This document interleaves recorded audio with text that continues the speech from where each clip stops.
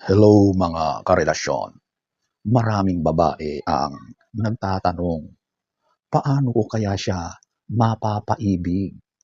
Pero ang totoo, hindi mo kailangang magpanggap o maghabol. Ang goal mo, hindi para pilitin siyang mahalin ka, kundi para maipakita mo kung bakit worth it kang mahalin. Ang love ay hindi magic. It is psychology, energy, and character combined. Kaya kung gusto mong malaman ang mga ito, manood ka.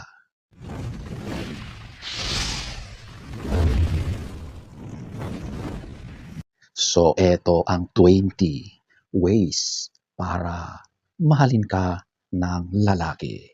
Number 1, build emotional connection. Hindi sapat ang maganda ka lang. Kailangang marunong kang makinig. Tanungin mo siya tungkol sa mga goals niya, fears, childhood niya. Kapag nararamdaman niyang safe siya na magsabi ng totoo, doon siya mas magiging open sa'yo. Number 2, dress up confidently. Hindi kailangang mamahalin ang mga damit mo.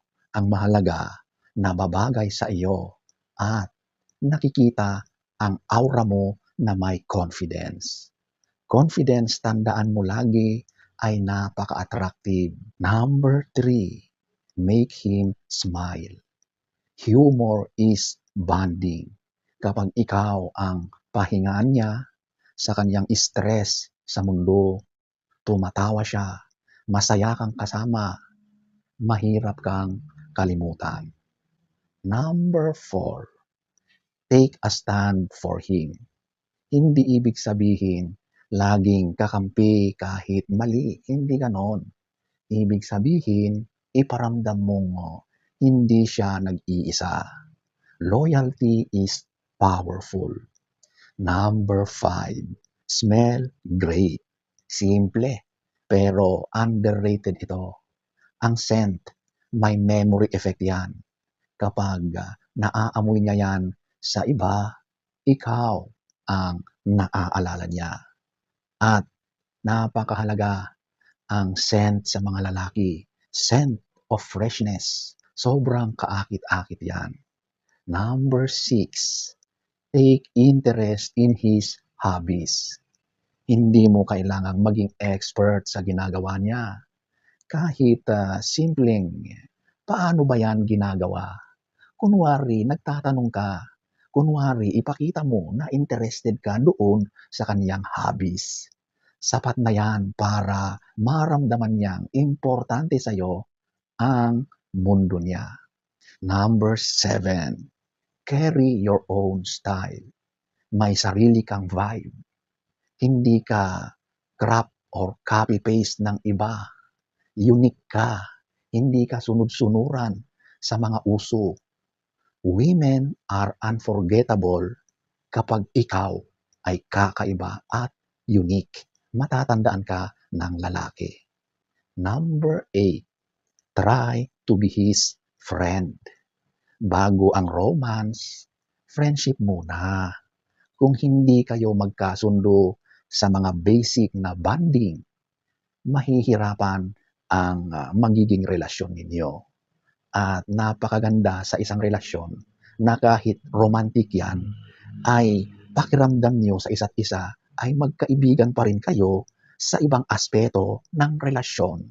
Mas matibay na bond ang nabubuo. Number 9, be yourself. Fake personalities expire. Kung ikaw ay nagpapanggap, hindi rin yan magtatagal at lalabas din ang totoong ikaw. Kaya kung minahal ka na ganyan, nako, delikado. Kaya ladies, just be yourself. Wala kang dapat patunayan sa lalaki. Be natural. Number 10, be kind and generous. Alam nyo, ang pagiging kind ay isang universal na napakagandang kaugalian. Kindness is a long-term attraction. Physical beauty fades, pero ang ugali ang tumatatak at naiiwan sa pangmatagalan. Number 11, talk about your passion in life. May pangarap ka, may drive ka. Walang lalaki ang nai-inlove sa babaeng walang direksyon, walang kwenta. Kaya ipakita mo sa lalaki na ikaw ay may pangarap at goals sa buhay.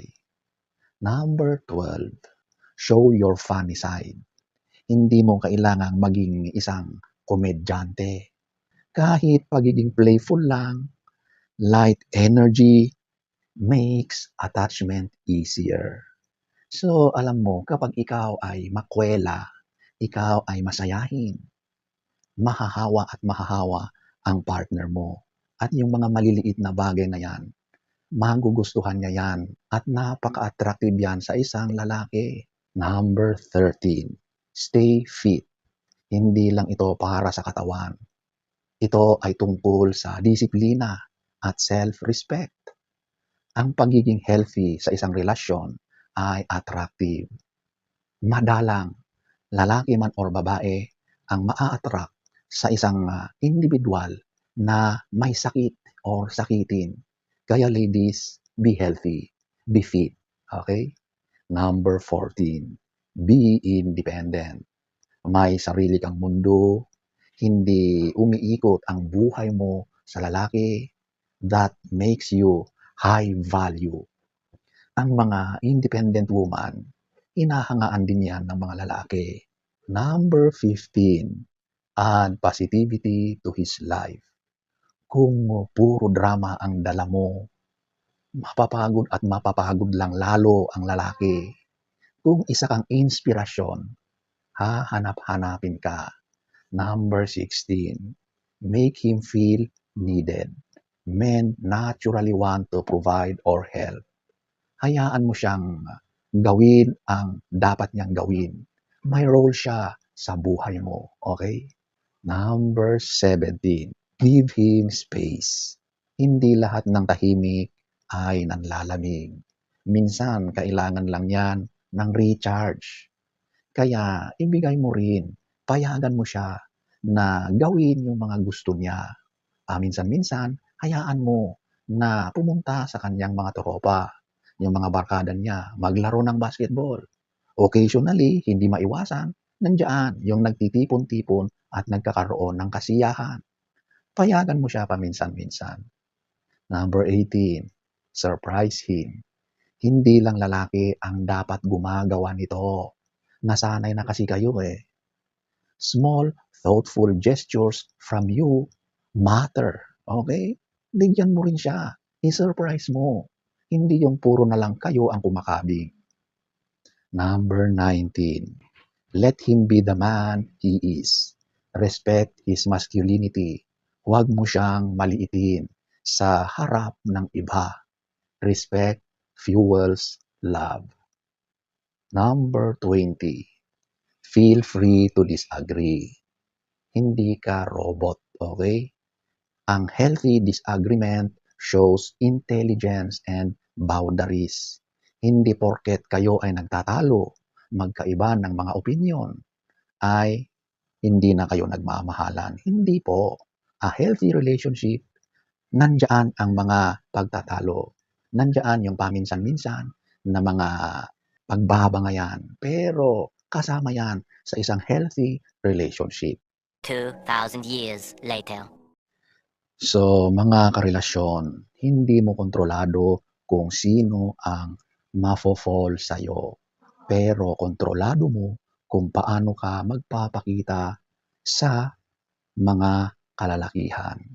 Ang tunay na sikreto, hindi yung paano siya paiibigin, kundi maging babaeng hindi basta-basta kayang iwanan or bitawan. Kapag buo ka na, confident ka, may boundaries ka, ang tamang lalaki kusayang mahuhulog sa'yo.